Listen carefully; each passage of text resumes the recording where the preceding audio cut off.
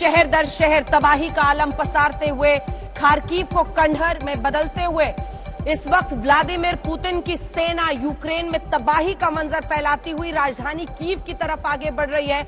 हर पल अपडेट वहां से हमारे तमाम सहयोगी अलग अलग जगहों से हमारे साथ जुड़ेंगे, लेकिन बड़ी खबर के साथ हम बुलेटिन की शुरुआत कर रहे हैं, क्योंकि खार्किव पर एक तरह से कब्जा आप कह सकते हैं रूस की सेना का लगभग हो गया है। इससे पहले शहर दर शहर मारियोपोल पर कब्जा, ओडेसा पे पहले ही कब्जा कर चुके हैं। खार्किव शहर पर रूस का कब्जा, खार्किव में क्रूज मिसाइल से हमला कर रहा है रूस।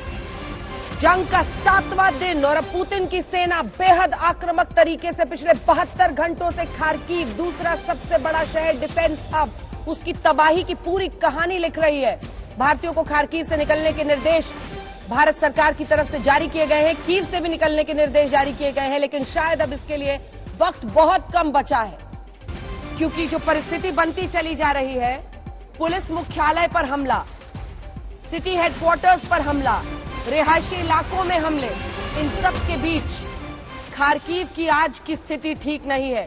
खेरसन शहर पर रूस का कब्जा हो चुका है, खेरसन शहर पर रूस का कब्जा हो चुका है, लेकिन याद रखिए ये खार्किव और कीव के मुकाबले छोटे शहर हैं।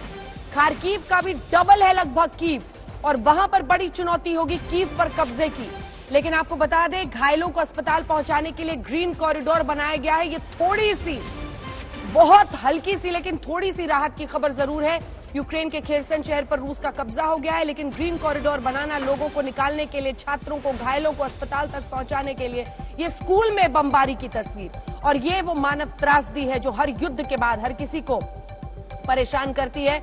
और व्लादिमीर पुतिन का भी इतिहास ऐसे ही इमारतों से लिखा जाएगा, जहां पर बच्चे, जहां पर आम लोग थे और उनकी सेना ने वहां पर बमबारी कर दी, मिसाइल अटैक कर दिए।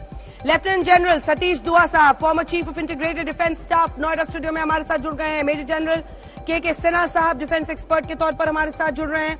मेजर जनरल बिशंबर दयाल साहब डिफेंस एक्सपर्ट के तौर पर लगातार आज तक पर बने हुए हैं। Major general A K. सिवाज साहब डिफेंस एक्सपर्ट के तौर पर हमारे साथ जुड़ गए हैं। कर्नल दिनेश नैन रिटायर्ड हमारे साथ चर्चा में शामिल रहेंगे। लेकिन एक एक इमारत आज ये बताती हुई कि व्लादिमीर पुतिन और उनकी सेना क्या कर रही है।